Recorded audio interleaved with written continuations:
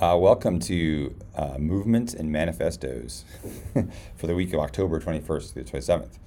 Um, so, this is some of my favorite topics to talk about in art history. I really like the ideas of the movements, and as you can see outlined here, I have kind of some of the basic movements: the modern movements, the Industrial Revolution, the Age of Discovery, the Middle Ages, the Ancient World, the Prehistory. By no means is this all of the movements, but I didn't want to put too many in. But I wanted you to get a sense for all the different ways in which art has been created by different cultures and different time periods, and get kind of a sense for what we call a timeline, like, what happened in the prehistoric world, what happens in the ancient world, what happens in the Middle Ages is different than these other movements. And just to kind of to back up a little bit, movements, remember, are huge cultural shifts. Like when a huge shift happens in a culture, the culture changes. It's sometimes its politics changes, its government changes, sometimes it's the ethos changes, and then that affects the culture. Like, right, it affects the art, it affects the things that are produced. A great example of this in the prehistoric world is when we've talked about these before, is the hinges, and the dolmens and the menhirs and the standing stones that you see in the Neolithic time period.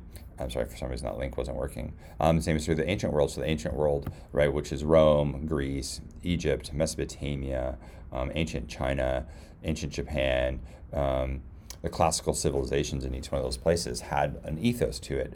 But then it also came to an end, and it came to an end because of a range of reasons, but that then is the dawn of a new movement. So, for example, when the fall of Rome came in around 500 AD, something replaced that void, and we get the Byzantine, for example.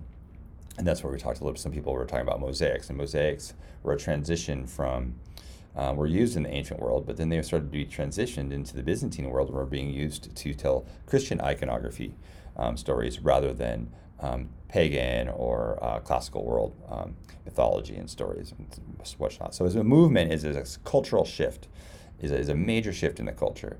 You could argue that the internet and the iPhone have been major cultural shifts because of the onset of social media, and everybody's running around with a camera in their pocket. And because everybody's running around with a computer in their pocket, it's changing our culture. I just listened to a lecture where they're saying that there was been a huge rise in depression in young women and men, but especially young women, with the onslaught of social media and the pressures that social media put on young women. And so that's a new thing. That's a cultural shift. We haven't labeled that movement yet. But some people say we live in a postmodern age, so maybe it's going to be a postmodern time. So I just want you to get familiar with each one of these movements by checking them out, looking them over, looking through them, looking at the images, seeing if you can see the shifts in the change of art or change of architecture, or the change of something in the culture, right, that's unique to that time period. One of my favorite stories that relates to this idea of a movement is that when the scientific revolution and the Age of Enlightenment was happening, as we get farther into the 19th century, you have blood transfusions were invented at the end of the 19th century. And this really freaked people out, that you could take blood from one person to the next. And this was a direct correlation to blood transfusions and the stories of, like, vampires and Dracula and things like that. So these late 19th century novels are a reference point to the change in culture, right? Like, so, and how the culture is coping with it and dealing with it.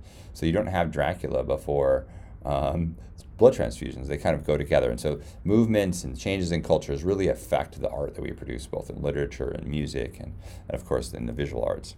And down here we have the manifestos. Manifestos are fantastic. We have the Future Feminist Manifesto.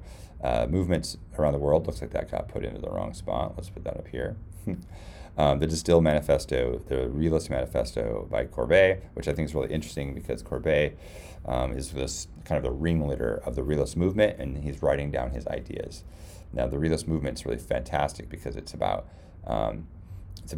ordinary life, and this was a really radical thing at the time, in the 1840s, because up to that point, history painting, telling stories, telling stories of significant events in history and into the present, were the jobs of the artist. And Courbet comes along and says, no, let's just paint normal things like people fishing or a trout or meeting his friends at the crossroads. So the realist movement is really interesting, and what's great is that Gustave Courbet was thinking about these things, was writing them down, was in conversation with his peers and his culture about this. So manifestos are really interesting. This is The Art of Noise by Russolo. I think you'll find this really interesting, this idea that at the beginning of the 20th century, with this onslaught of noise, like we didn't have, in the ancient world, they didn't have trains and airplanes and cars and manufacturing and industry. And his, if you can see a direct connection to this idea that maybe the new music is noise. So, I mean, some people, when rock and roll came about, just said it was noise, right? But maybe that noise in our music is reflecting our technological advances. And then your homework or your to-do list, I mean, we don't call it homework, we can call it what you want to do. Some fun stuff here is that is to participate in the manifesto discussion, please. And then I'd like you to create your own manifesto, create your own art movement. What would it do if you were to create something new? And what is it about your culture that's unique, where you're from, where you live, and how you could maybe intertwine that in your new movement, or creating an art piece that relates to the time in which you live, that's unique to, like I said, your time and place. So as usual, if you have any questions, feel free to shoot me a message anytime.